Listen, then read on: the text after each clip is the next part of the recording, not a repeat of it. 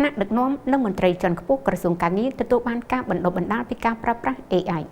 ថ្នាក់ដឹកនាំនិងមន្ត្រីជាន់ខ្ពស់ក្រសួងការងារទទួលបានការបណ្ដុះបណ្ដាលពីការប្រើប្រាស់ AI ដើម្បីបង្កើនប្រសិទ្ធភាពការងារនិងផ្ដល់សេវាសាធារណៈឲ្យកាន់តែប្រសើរស្របតាមគោលនយោបាយសេដ្ឋកិច្ចនិងសង្គម Digital របស់រាជរដ្ឋាភិបាលថ្លែងក្នុងពិធីបើកវគ្គបណ្ដុះបណ្ដាលស្ដីពីការប្រើប្រាស់បញ្ញាសិប្បនិម្មិតដើម្បីបង្កើនប្រសិទ្ធភាពការងារនិងការផ្ដល់សេវាសាធារណៈជូនថ្នាក់ដឹកនាំនិងមន្ត្រីរាជការជាន់ខ្ពស់នៃក្រសួងការងារនិងបណ្ដុះបណ្ដាលវិជ្ជាជីវៈនៅព្រឹកថ្ងៃទី10ខែសីហាឆ្នាំ2026នៅទីស្តីការក្រសួងដើម្បីពង្រឹងសមត្ថភាពនិងភាពជាអ្នកដឹកនាំ Digital ក្នុងការប្រើប្រាស់បញ្ញាសិប្បនិម្មិត AI ជំនួយការក្នុងការបំពេញការងារការធ្វើទំនើបកម្មអភិបាលកិច្ចនិងការផ្ដល់សេវាសាធារណៈព្រមទាំងផ្ដោតលើការយល់ដឹងជាយុទ្ធសាស្ត្រស្ដីពីផលប៉ះពាល់និងនិន្នាការ AI ទីផ្សារការងារការគ្រប់គ្រងក្រមសីលធម៌សុវត្ថិភាពទិន្នន័យនិងហានិភ័យនិងការកសាងវប្បធម៌នវានុវត្តន៍ដែលគាំទ្រការអនុវត្តយុទ្ធសាស្ត្ររបស់រាជរដ្ឋាភិបាលក្នុងការកសាងរដ្ឋាភិបាល Digital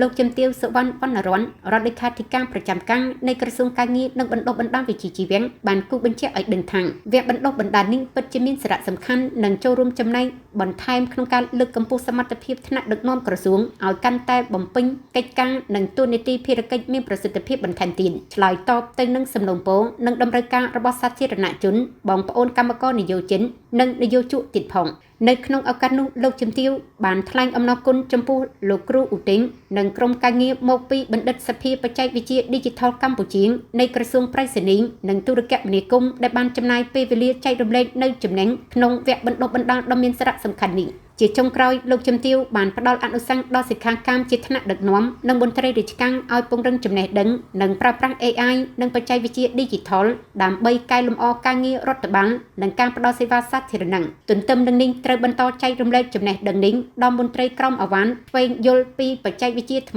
មីៗបង្កើតវប្បធម៌នវានុវត្តន៍និងស្វែងយល់លទ្ធភាពប្រើប្រាស់ AI ឲ្យកាន់តែមានប្រសិទ្ធភាព